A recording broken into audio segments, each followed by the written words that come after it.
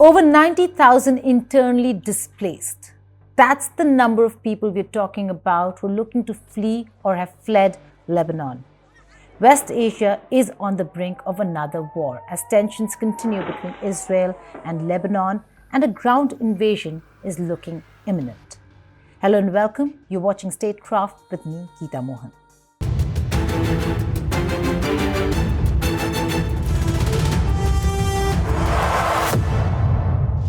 A new wave of Israeli airstrikes have hit Lebanon. Israel has intensified its air campaign across Lebanon for a fourth consecutive day.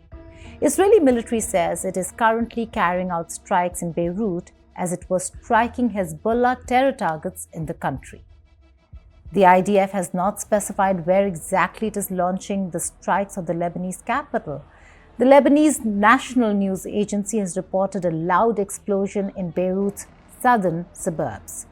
Reports are emerging that there has been an explosion in Beirut's southern suburb of Dahiyeh. This is an area where Hezbollah has a presence. We have recently seen assassinations of top commanders of the armed group. And now Israeli army has confirmed that they have killed the commander of the air unit in Hezbollah, Mohammad Hossein Surur. This comes after Fouad Shukur's assassination and Ibrahim Qaishi's killing. So this is part of the continuing Israeli assault. Some reports also suggest these strikes have been carried out across Baqa Valley and Jabshit town located in southern Lebanon. Although all people from this town have left their homes for safety. But what is safety over here when people are fleeing from Lebanon to Syria, which also is a country under attack? The recent surge in Israeli bombing across Lebanon comes as efforts of a ceasefire between Israel and Hezbollah has failed. In a post shared on X, Israeli Foreign Minister Israel Katz wrote, "There will be no ceasefire in the north," referring to his country's border with Lebanon. Katz said Israeli forces would continue to fight Hezbollah with full force until victory and the safe return of northern residents to their homes. Israel's military chief has told soldiers to prepare for a possible ground incursion into Lebanon. We are preparing for all scenarios. The IDF forces, our defense forces, have operative plans. We have recruited the necessary personnel, and we are completely ready to do that. We prefer not to do that, and we don't want to, escalate into a full-fledged war. But if we don't have any choice, we will have to do it because we have to create a situation in which our citizens can live in peace in their homes. A statement confirmed by none other than the Israeli ambassador to India himself. Israeli foreign minister has rejected the US and France-led proposal, where the United States, France, and several other allies called for an immediate 21-day ceasefire across the Israel-Lebanon border. The decision comes as reports are emerging that the far-right partner in Israeli Prime Minister Benjamin Netanyahu's government has threatened to quit the coalition if a permanent ceasefire is reached with Hezbollah. Itamar Ben-Gvir, head of the Jewish Power Party, threatened to suspend cooperation with the coalition if a temporary deal is reached. If Ben-Gvir leaves the coalition, Netanyahu would lose his parliamentary majority and could see his government come toppling down. Moreover, after recent Israeli attacks across Lebanon, large number of civilians have moved to find safety on the eastern side of Beirut, while others arrived in the country's north, where local officials opened schools and other locations to accommodate the newly displaced. Of the many people who have fled their homes as Israel continues its air campaign in Lebanon, according to Lebanese Interior Minister Bassem Mavlawi, more than 70,000 are registered in shelters. The total number of people who have fled southern and eastern Lebanon are likely to be far higher, as many have fled to family homes and hotels aside from official shelters. According to the United Nations, more than 90,000 people are newly displaced in Lebanon. العدد يلي هو موجود حاليا بمراكز الإيواء والمسجلين رسميا هو 70,100 نازح موجودين ب 533 مركز. هال 533 مركز هن تحت إدارة المحافظين يلي هن المحافظين عم يهتموا فيهم. Moreover, hundreds of Syrian citizens living in Lebanon have returned to Syria. At the Syrian-Lebanese border, Syrian Red Crescent volunteers provided medical care to those in need. كنت ساكن ببيروت بالضاحية، كنا بنشتغل وقاعدين يعني مستقرين، ففجأة صار الانفجارات وهيك، فاضطرينا نترك شغلنا ونرجع لسوريا. والله صار قصف وضرب وطلعنا، كنا بالغبير انضربنا رحنا على بيروت كمان صار ضرب ورجعنا على سوريا. Take a look at our next report as we follow a family who have fled their home in the face of intensifying hostilities. Single plastic chair and a piece of cardboard are what Ahmed Gaeli now calls home after fleeing South Lebanon. He traveled 14 hours with his family to find shelter, but considers himself one of the lucky ones.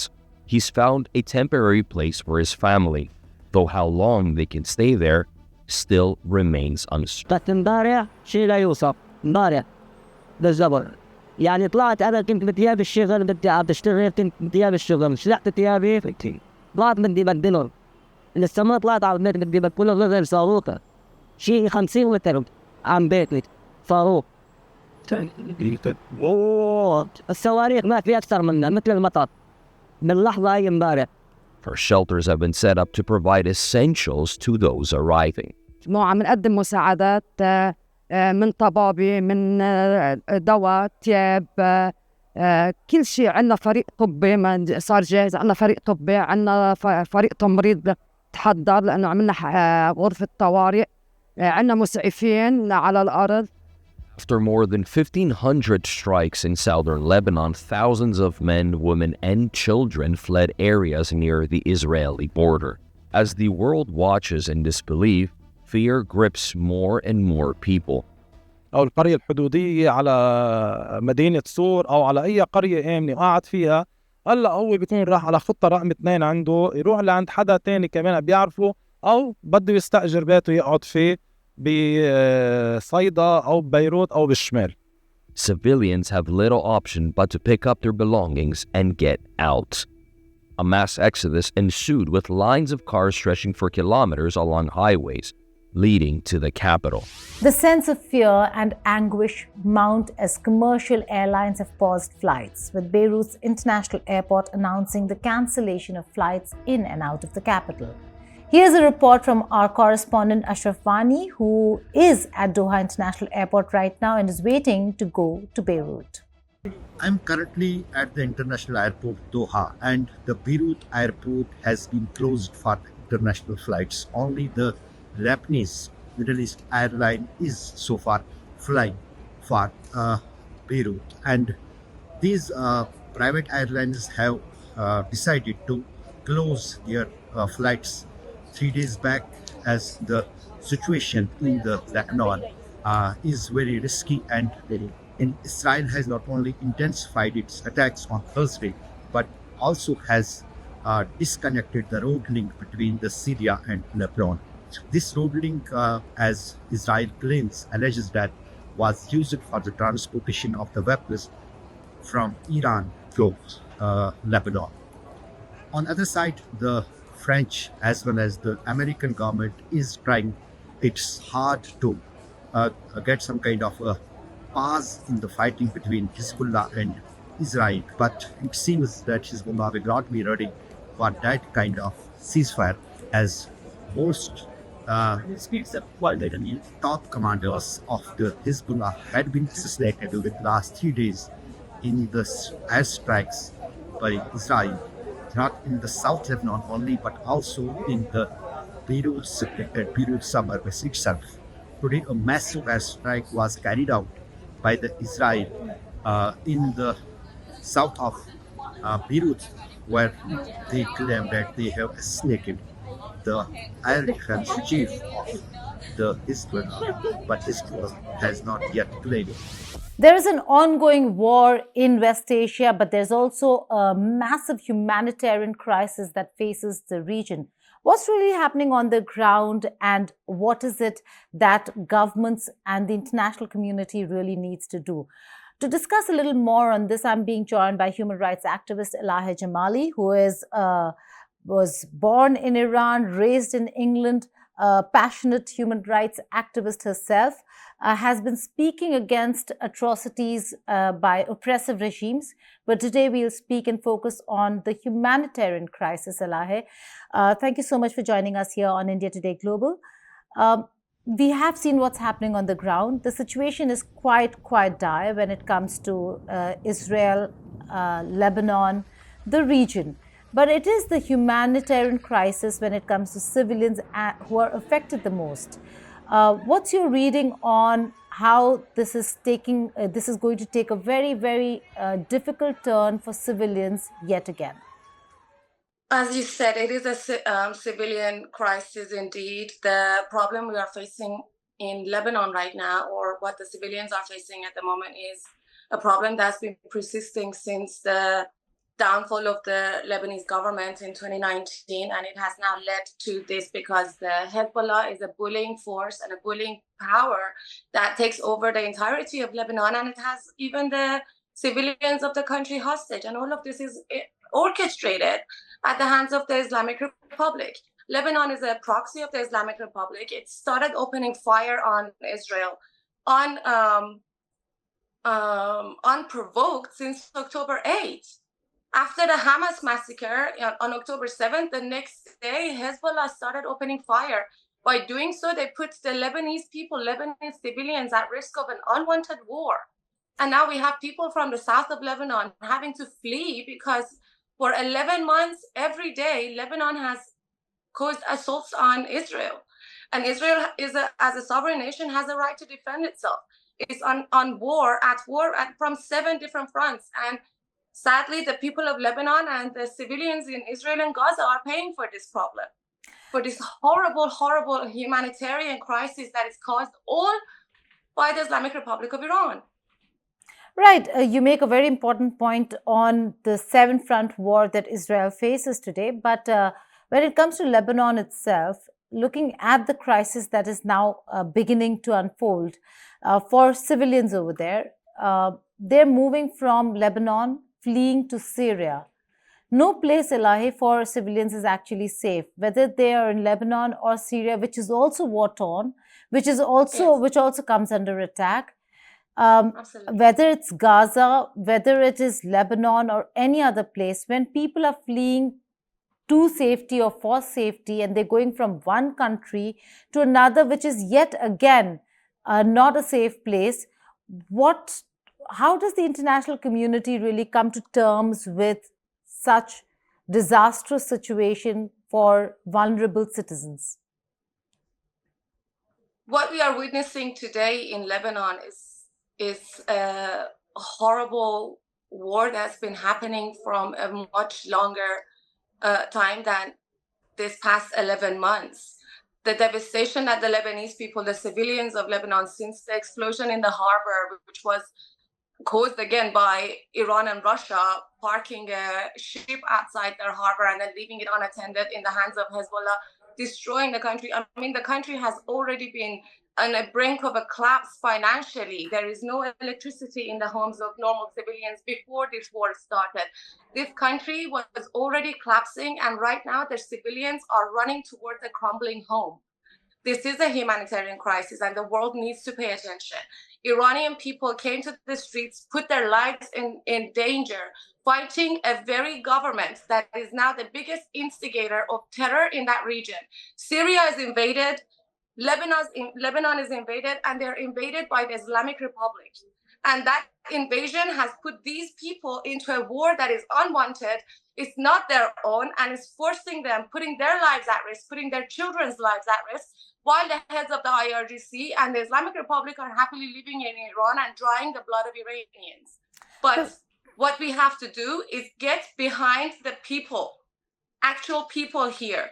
The governments are failing.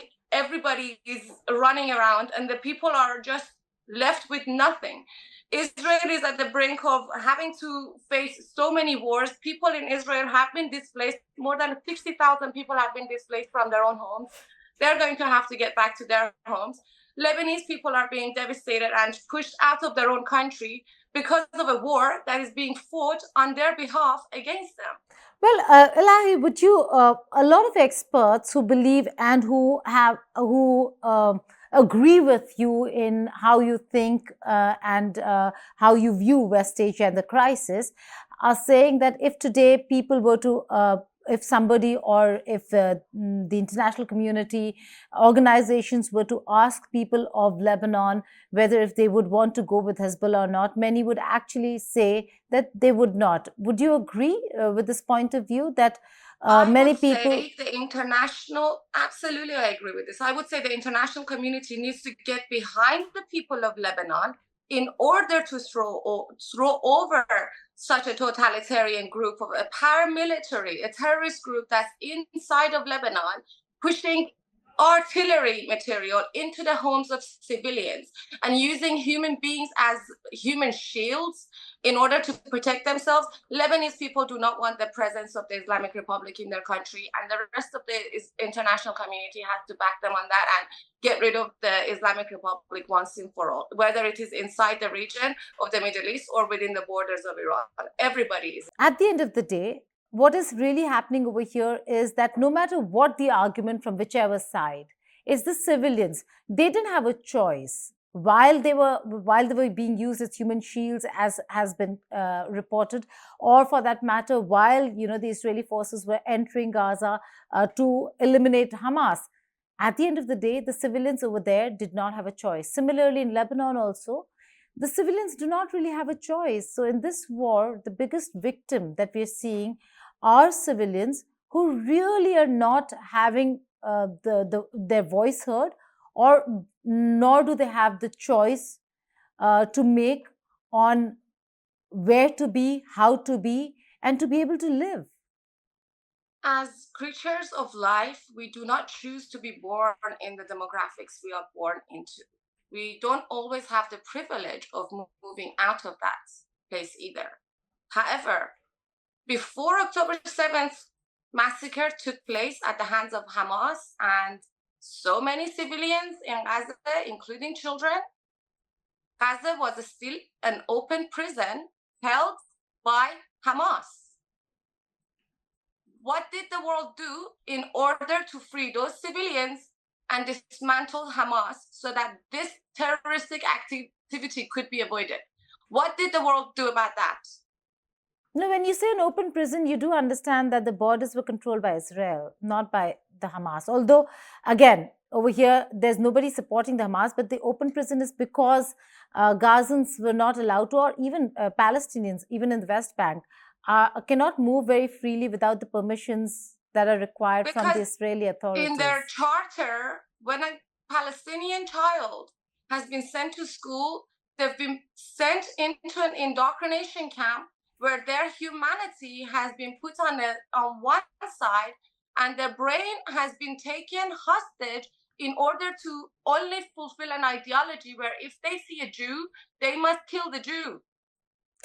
No other country has that. No other civilian in any other country. Like, I was a child in Iran. I've been told all of those things. Every single morning in the morning assembly. That's what they tell us. I know, but you cannot box all Palestinians as Hamas supporters. In fact, even in Gaza, Hamas was losing support. I would never do. Yes. I would never box civilians who are being used as human shield. This is why I'm using the term hostages. A hostage has no choice. Which is why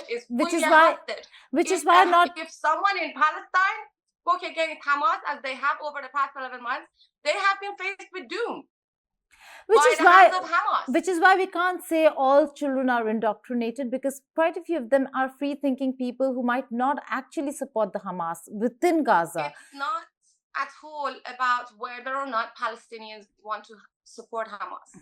The point is that Hamas is holding Palestinian civilians hostage in order to stay afloat, in order to keep longevity, in order to stay into this position of power so that they can rain doom on Israel and then protect themselves behind the innocence of children. So do they deserve to die? Do they deserve to die in Gaza? Absolutely do not. they deserve to die in Every single Lebanon? life must be saved. Every single life must be saved.